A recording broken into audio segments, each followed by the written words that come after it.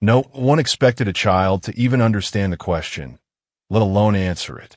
The equation itself wasn't written in chalk on a classroom board. It lived inside dense academic papers filled with symbols most adults would struggle to recognize. For decades, scientists believed the problem required advanced computational power and years of specialized training. It was considered a career-defining challenge, the kind researchers devoted their entire lives to, often ending with nothing but frustration. But Ethan never saw the equation. He saw something else. It began with a simple observation. While working on a basic science assignment about energy, Ethan noticed that every example of energy storage his textbook showed had one thing in common: loss. Heat escaping, power leaking, efficiency dropping. To adults, this was expected. To Ethan, it felt wrong.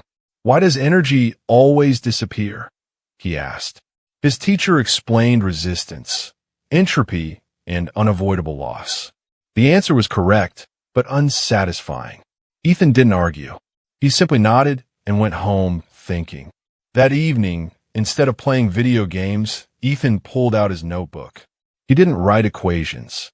He drew pictures, arrows moving in loops, lines splitting and reconnecting, boxes labeled with simple words like in, out, and extra. He imagined energy like a group of kids on a playground. If you trap them in one place, they get tired. They slow down. But if you let them move, guide them, they stay active longer. That was the moment everything changed.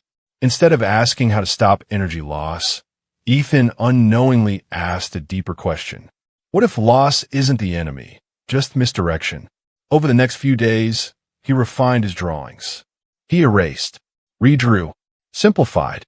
Where scientists added complexity, Ethan removed it. Where experts relied on formulas, Ethan relied on patterns. Finally, he arrived at something that felt right. 3 short sentences, 1 diagram. He turned it in as part of his homework, expecting nothing more than a grade. But when his teacher reviewed it, she froze. Something about it bothered her, not because it was wrong, but because it was too simple.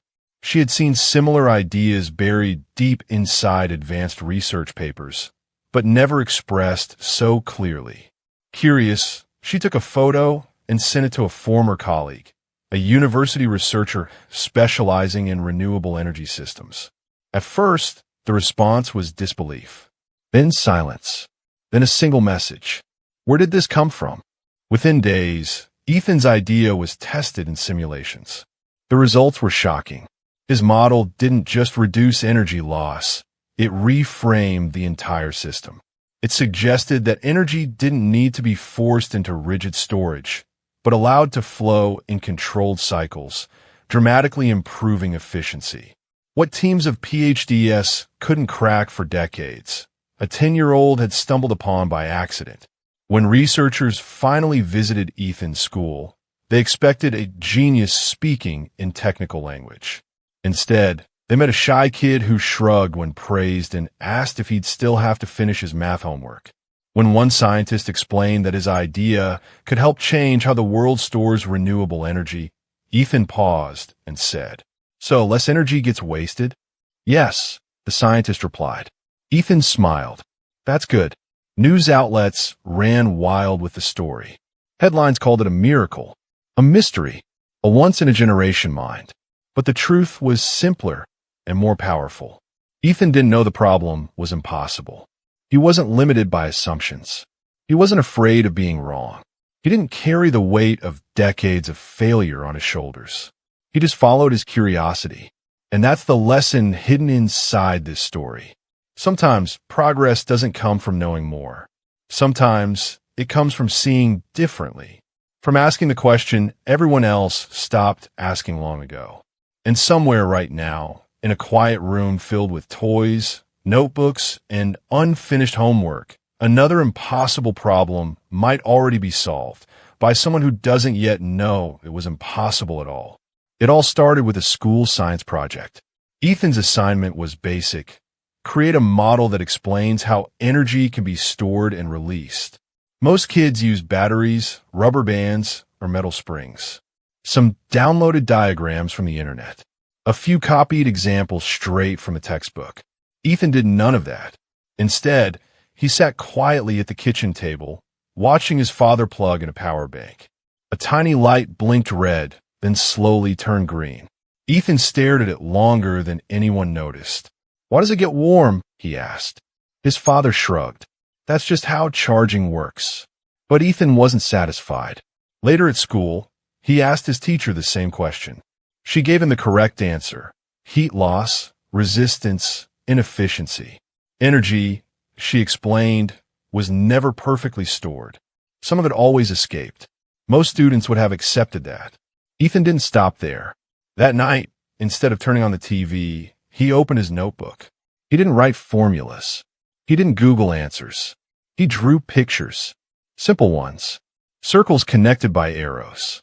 Lines that looped back on themselves. Flow paths that split, rejoined, and changed direction. He imagined energy like water moving through pipes.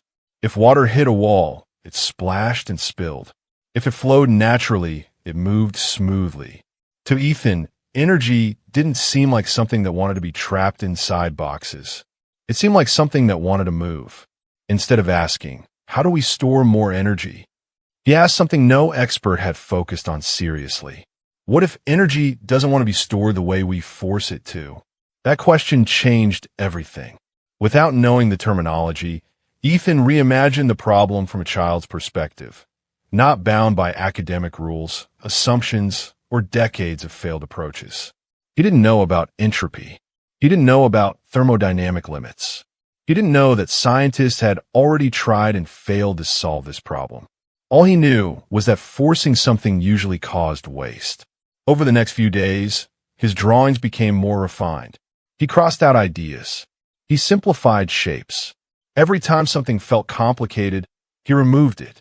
Instead of one big storage unit, he imagined small cycles. Instead of stopping energy, he redirected it. He compared it to a playground. If kids were told to stand still, they got tired and bored.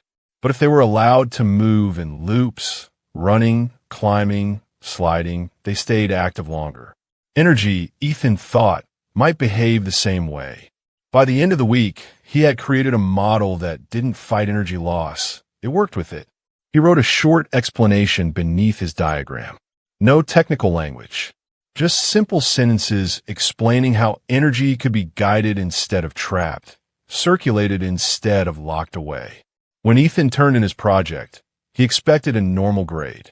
What he didn't expect was his teacher stopping mid-page. At first, she thought it was too simple. Then she looked again. Something about it felt familiar. She had seen similar concepts buried deep in advanced research papers during her university years, but never expressed so clearly. Curious, she took a photo of Ethan's work and sent it to an old friend, a researcher in renewable energy systems. The reply didn't come immediately. When it did, it was short. Who made this? Simulations followed. Calculations. Tests. The results were impossible to ignore. Ethan's model didn't just improve efficiency. It reframed the entire way energy storage could be approached.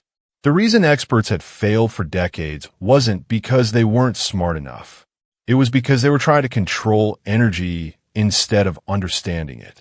When scientists finally visited Ethan's school, they expected to meet a genius speaking in complex terms.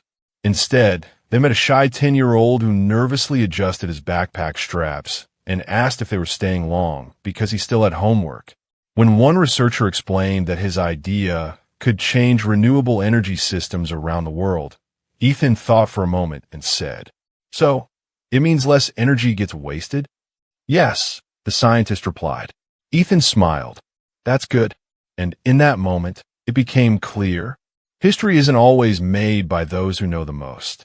Sometimes it's made by those who are still brave enough to ask why, and simple enough to see what everyone else overlooked.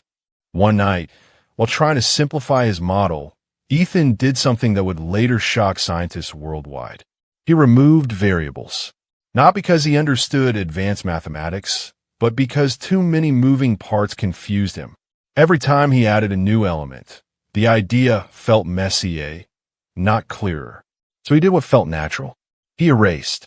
While researchers around the world had been adding layers of complexity for decades, more equations, more simulations, more assumptions, Ethan went in the opposite direction. He stripped the system down to its most basic form. No extra components. No unnecessary steps. Just flow. Instead of focusing on how energy should be stored, he focused on how it moved, where it entered, where it exited, where it slowed down, where it changed direction. To Ethan, storage wasn't a container. It was a moment in motion. That single shift in thinking made everything else fall into place. On a single page of his notebook, he drew a final diagram. It wasn't impressive at first glance, just arrows looping through simple shapes. No numbers, no symbols, no intimidating formulas. Beneath it, he wrote 3 short sentences explaining his idea. That was it. No footnotes, no references, no idea that what he had just created challenged decades of accepted scientific thinking. The next day, his science teacher noticed it. At first, she assumed Ethan had oversimplified the project. Most students did, but something made her pause. The diagram didn't look childish. It looked intentional, purposeful, almost elegant. She stared at it longer than she meant to. What bothered her wasn't that it seemed wrong. It was that it felt right. Confused but intrigued, she took out her phone and snapped a photo. That evening, she sent it to her former college professor, a physicist now working in renewable energy research. She didn't explain much, just added a short message. Take a look. This was made by one of my students.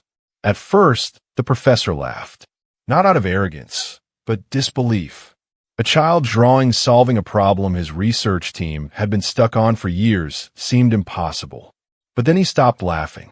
He enlarged the image, studied the arrows, followed the loops, read the 3 sentences again, and then he went silent. Because something was wrong. Not with the drawing, but with everything he thought he knew. Ethan's model quietly implied a solution to the energy loss paradox, a problem that had blocked scalable energy storage systems for decades.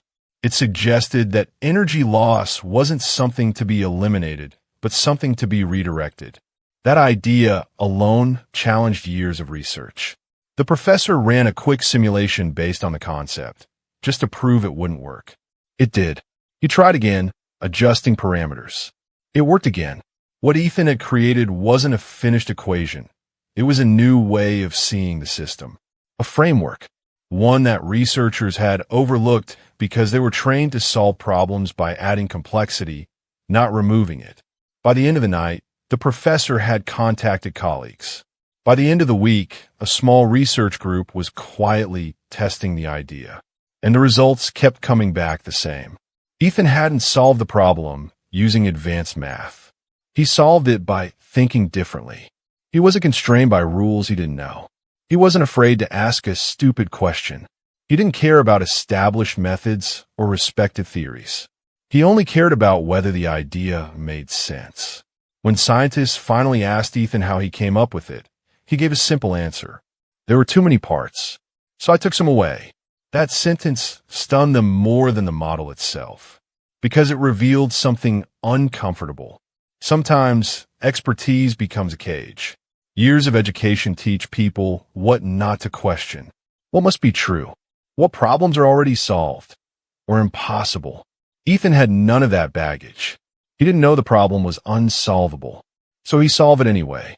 And in doing so, he reminded the world of a truth science sometimes forgets. The biggest breakthroughs don't always come from knowing more. They come from seeing less and understanding more.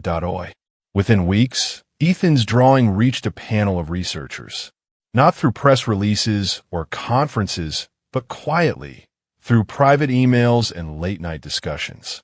Scientists who had spent years struggling with the same problem studied the image on their screens, expecting to find a mistake. They tested it. They simulated it. They tried to disprove it. They couldn't. Every model they ran pointed to the same conclusion. Ethan hadn't created a finished solution. he had created a new framework, one that didn't fight energy loss, but worked with it. Instead of forcing energy into rigid storage systems, his idea allowed energy to circulate, redirecting loss back into the system.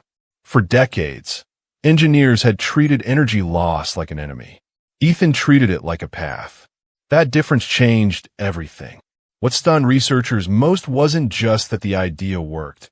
It was how obvious it seemed in hindsight. Once seen, it couldn't be unseen. Years of complex models suddenly felt overbuilt, over-engineered, and unnecessarily rigid. One senior scientist broke the silence during a closed-door meeting and said, "We were so busy asking the right questions the wrong way that we never saw the obvious." No one disagreed. Soon, research institutions began quietly reworking their models using Ethan's framework. Experimental labs tested small-scale prototypes. Results showed significant efficiency gains. Not minor improvements, but leaps that could change the economics of renewable energy entirely. This wasn't just a scientific curiosity. It was a turning point. And then the media found out. What started as a whisper became a headline overnight.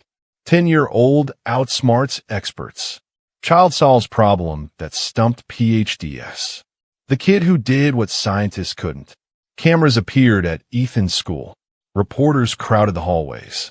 Microphones were shoved toward him as he clutched his backpack, confused by the sudden attention. To the world, he was a miracle. To Ethan, it was overwhelming.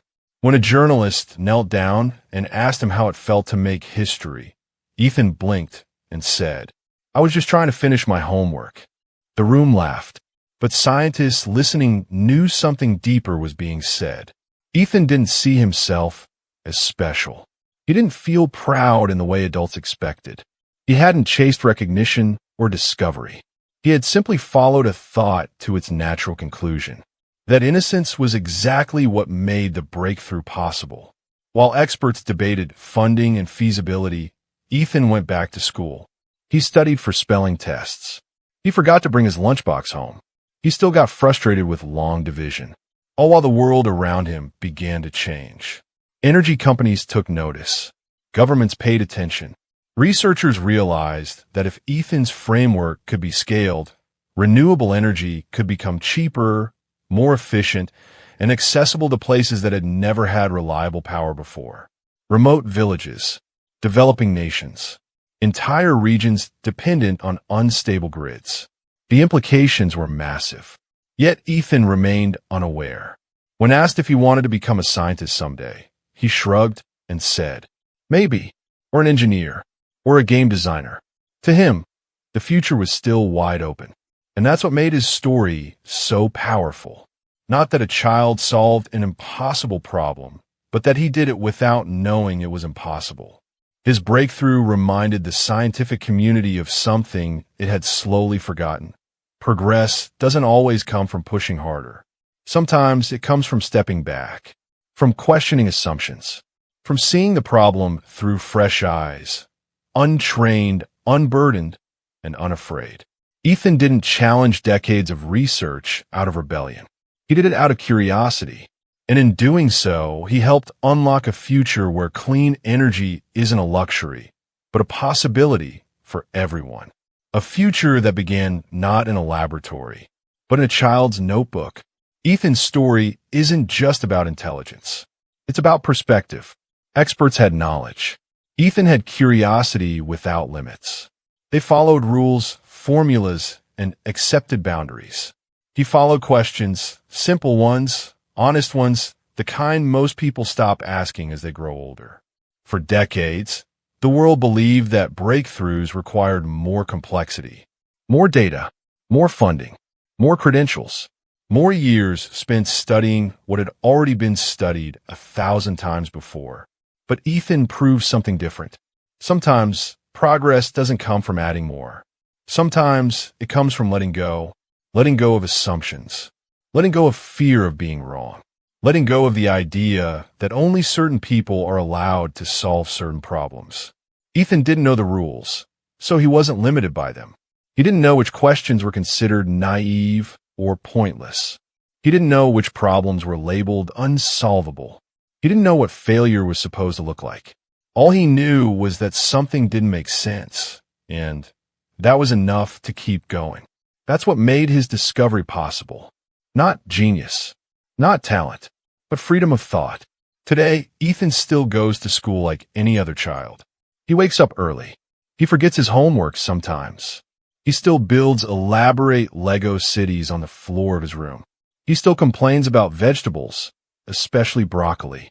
And he still doesn't fully understand why grown adults get quiet, emotional, or even tearful when they talk about his discovery.